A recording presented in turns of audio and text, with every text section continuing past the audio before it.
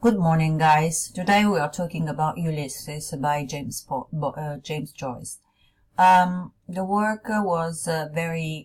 novel was very controversial, especially because of the unwelcome notoriety that followed its publication because of the alleged accusations of pornography.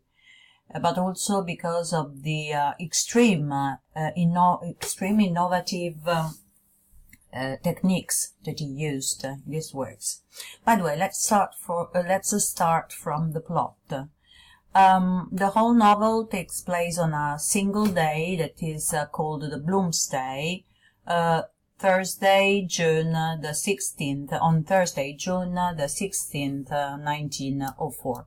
First of all, let's start with the symbolical meaning of this date. Well, first of all, the innovation was the fact that the novel was set in just a single day. That was an innovation. And it was set on Bloomsday. Bloomsday is the day of Bloom, that is the protagonist of the novel. And in particular, we have to consider the symbolical value of this date, because on June the 16th, 1904, Joyce had met Nora Barnacle. That was the love of his life, and so for this reason he considered this date particularly important. We have to get used to find always the symbols, the symbolical value of words, of language, and of the stories, the facts told by Joyce in Ulysses. So everything is symbolical.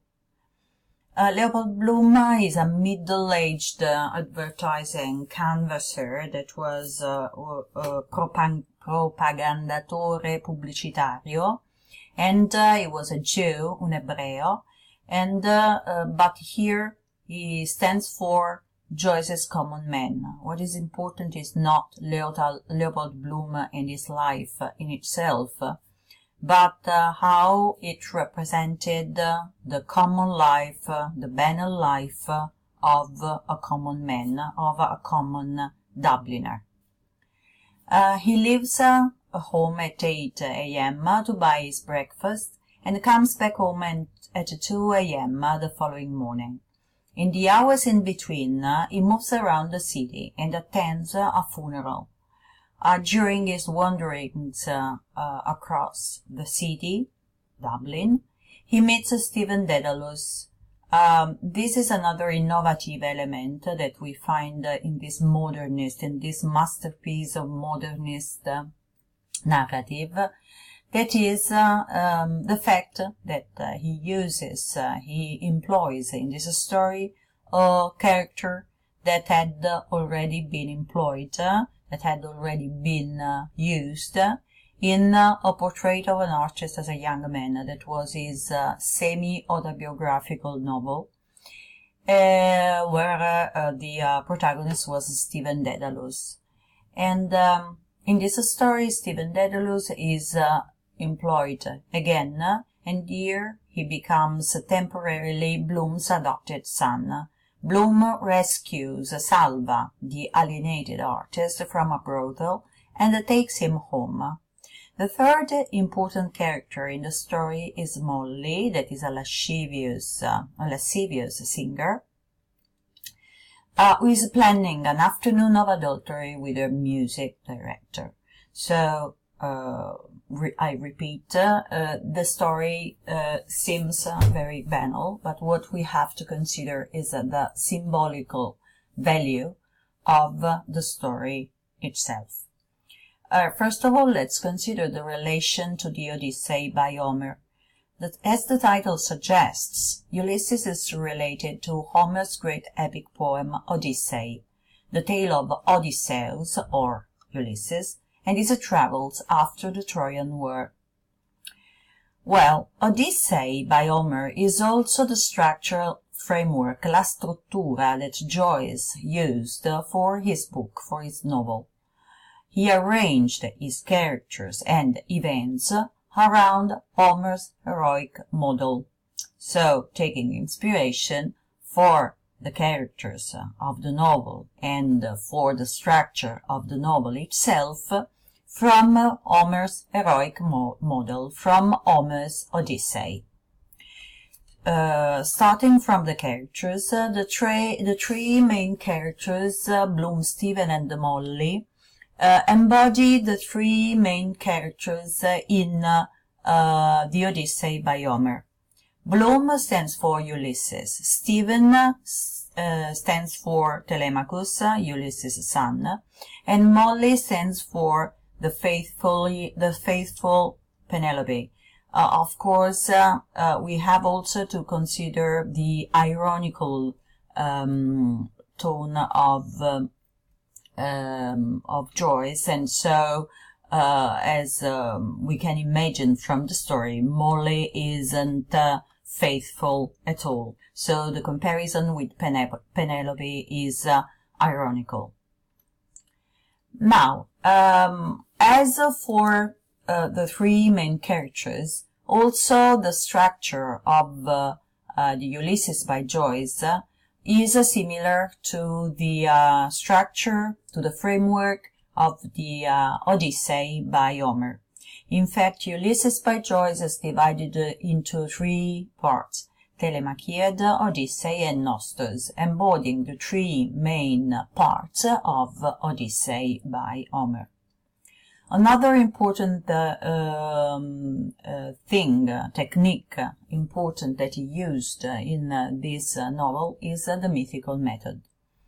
By employing an ancient myth, that is the myth of Ulysses, of Odysseus, that was the protagonist of Homer's masterpiece, Joyce means to be ironic by showing how the present life, the modern world, has fallen, is corrupted, in comparison to the mythical past. So the use of the mythical method aims at exalting the confusion of present days. Another important thing to consider is that this method was also used, that is, the mythical method was used by T.S. Eliot, another modernist writer, contemporary to Joyce. It was a very important poet, modernist poet of the time, and he used this same method, the mythical method, in The Waste Land, La Terra Desolata, that was his masterpiece, where he wanted to highlight the chaos and the lack of values of modern civilization in comparison to the mythical past. Joyce, in his novel Ulysses, wanted to highlight the squalor and banality of Dubliners, the paralysis of their lives, and in particular of Bloom's life, that stands for the common man, the common Dubliner, by means of a comparison with the heroic example of Homer's Ulysses. So he wanted to highlight the squalor and banality of Dubliners, of Bloom, by comparing this banal life, this commonplace life, to the heroic life of this hero of the past, that was Odysseus or Ulysses, the protagonist of the masterpiece by Homer. This work, this novel, Ulysses, can be considered a masterpiece of modernism because, it is the climax of Joyce's creativity and summarizes the themes and techniques he had developed in his previous works. He brings these techniques to perfection. First of all, he brought to perfection the interior monologue. We have already talked about it. It was the narrative technique used to give literary form to the shapeless stream of consciousness. And in his interior monologue in Ulysses, he employed both the two levels of narration, one external to the character's mind, the other internal to the character's mind, with the character's thoughts flowing freely without an interruption from the external world. The language is revolutionary, is the climax. The language of Ulysses is the climax of his narrative experimentation. It is rich in puns, giochi di parole, images, paradoxes, interruptions, symbols. The vocabulary is revolutionary. He even uses slang, catchphrases, that stands for slogan, expressions taken from advertising. These words, this vocabulary is used to give immediate voice to the unspoken activity of the mind. That is, when he finds a word, a catchphrase, a word from the slang, a word from a foreign language that gives with more immediacy the stream of consciousness, give voice to the stream of consciousness of a character, he uses this vocabulary because it is more immediate. As you know, the interior monologue refused all the conventional restrictions of the previous narrative, such as the punctuation, such as the syntactical or chronological or logical order, and so on. So what is important here is the immediacy. And when he finds an unconventional word that gives a shape to a feeling, an emotion, a sensation of the protagonist in his stream of consciousness, Joyce uses it. So he also uses foreign words, literary quotations, and allusions to other texts.